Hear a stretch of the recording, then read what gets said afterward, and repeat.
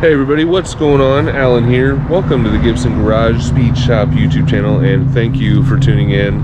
It's just my garage, nothing really special about it. But check out all my other videos. I do a lot of upgrades to the truck over there, and we have a Dodge Magnum in the back, and my son's VW Jetta. Done a couple things to that, nothing too crazy so far. But in this video, we're going to be working on this Nissan Sentra.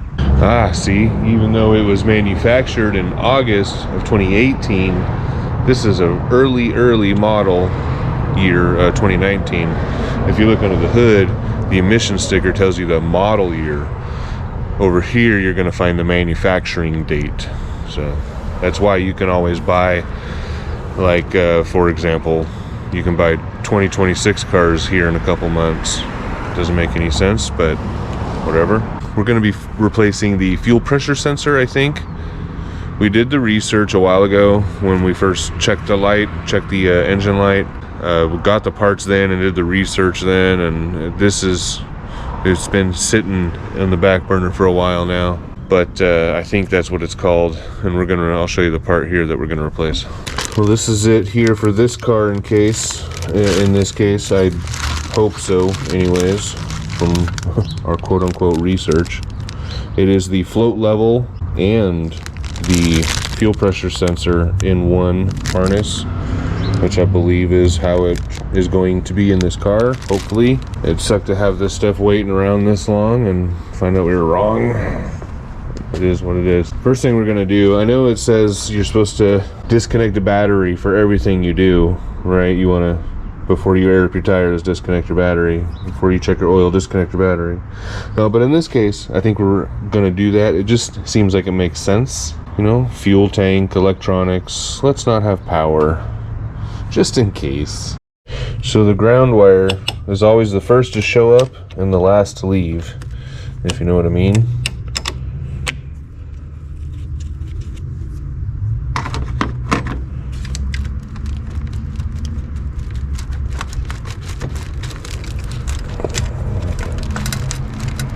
Run a wire brush over that. That's not too bad. Just get it out of the connector a little bit. And you know, I'm not an electrician. I don't know the rules, so we'll just disconnect both.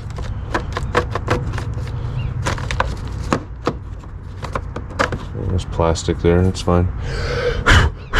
Dirty battery. At least it's not leaking. You know, have you ever heard the myth of putting a battery on the ground will make it dead? Well, that's not true. It is a myth. The thing that will dissipate the charge is the dirt around the terminal, creating a connection point between the terminal and the casing, and then that can just dissipate into the air. It doesn't even have to be dirty all the way to the ground or anything, but once it reaches the casing out here, and then it reaches this, that's why you see sometimes in some cars, these metal clamps are all corroded because the grimy wetness has made its way over across the casing to this and turned it all fuzzy, you know, green with corrosion or whatever, white maybe sometimes. No, but the only thing that's doing it is just the dirt and grime around the connection. If you can keep this clean, that's your best chance of lengthening the life of the battery, is cleanliness and keeping it charged. If the car sits a while, you want to put it on a maintainer. But nowadays, you know, even if you did take the best of care of your battery, they don't last much longer than 2 or 3 years anymore. All right, first things first is prying up the seat. Just one there and one over there. Get your fingers way underneath. Yep.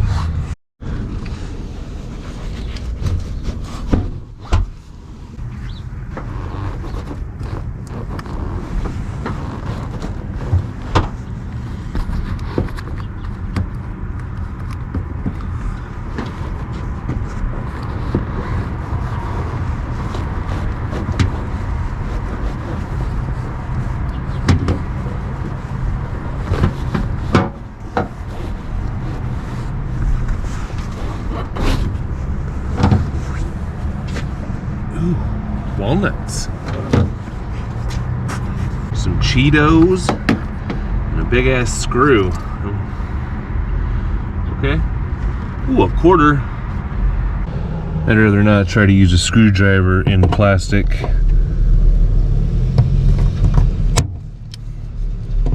Doesn't want to turn that way. Oh, wait. Oh, I see. There are nubs in the metal, so it's actually counter, or it's clockwise.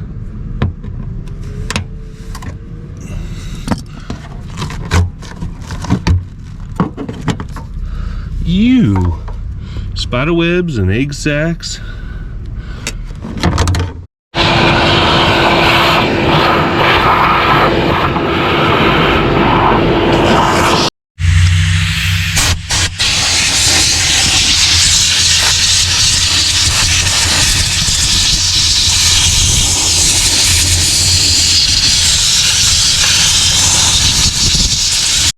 Alright, so with the car running, I'm going to disconnect the pump,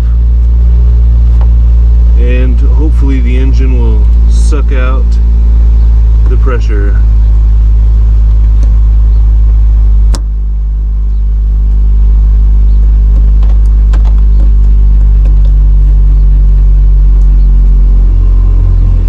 You can hear it winding down. And it died. Sweet. So obviously I had to plug the battery back in. Now I'll go unplug the battery again. Okay, so there's a clear plastic clip. Push the line in to free it up a little bit. Then you want to try to squeeze these clips in, which I can't do.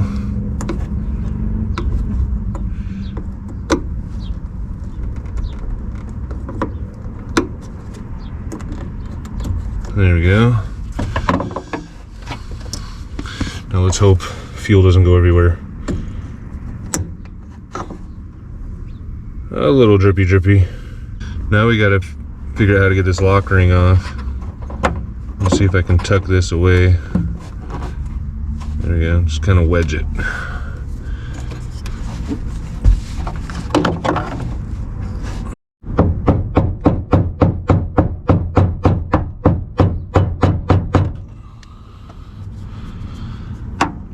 Now I don't have any brass punches, but that is what you should probably be using if you have it or can find one somehow. It's just going to be a walk back and forth like this until the ring comes off. As you can see, it's not like centered. There's a lot of play.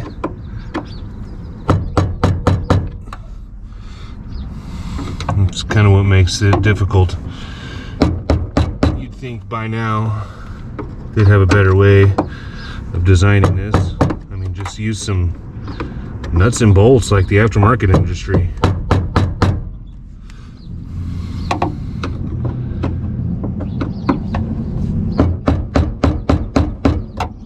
Now it's stuck on this ridge. That's going to be the tough one. It's just going to take an immense amount of hammering.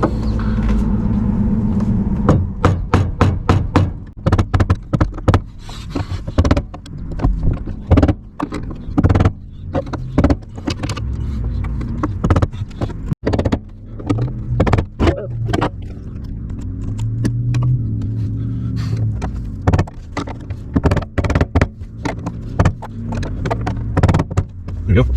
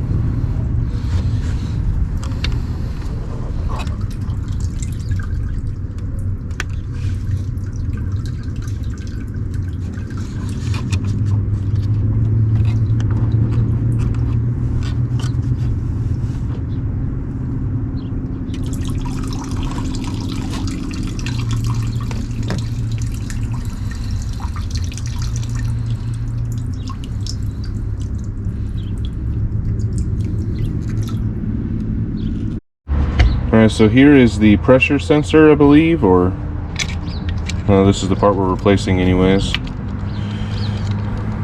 How does it come out? There you go, just a wiggle.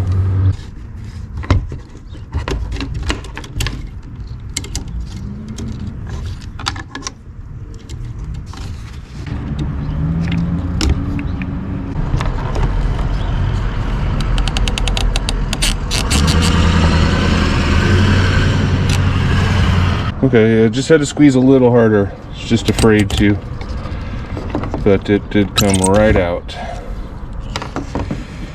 Now we'll slide the new one in.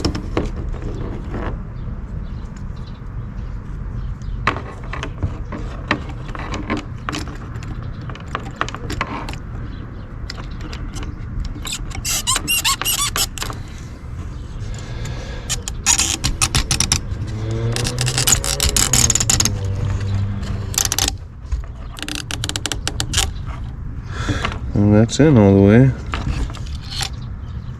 It's just as far as the other one was.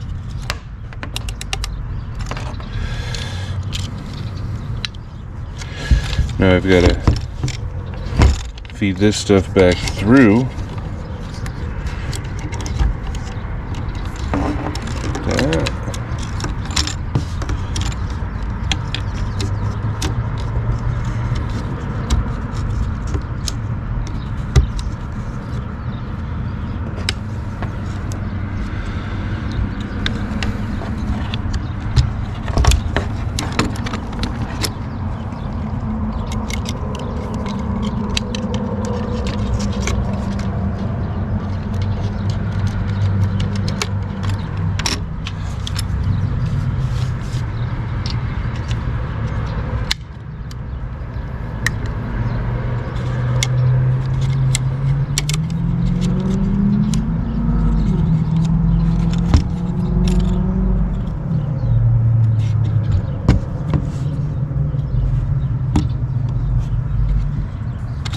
Okay, now let's go slide it back in.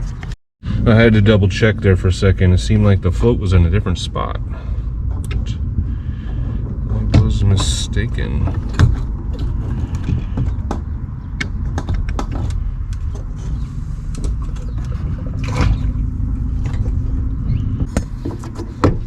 There we go. Now we're in the O-ring.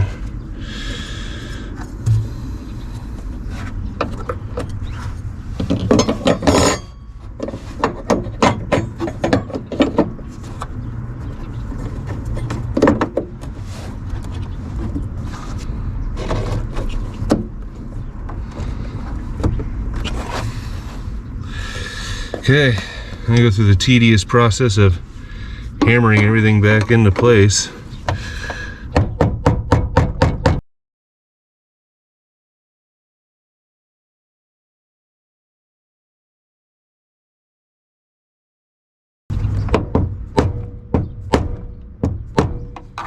There we go. Now we're in. Yay.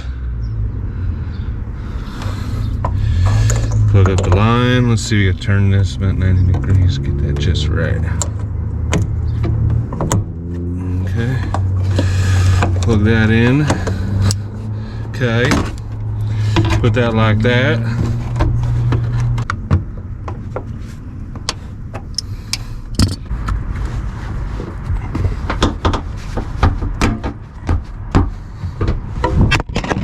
Okay, now we gotta hook the battery back up.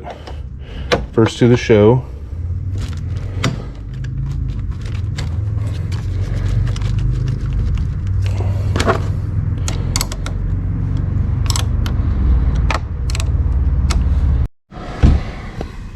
All right, let's see what happens.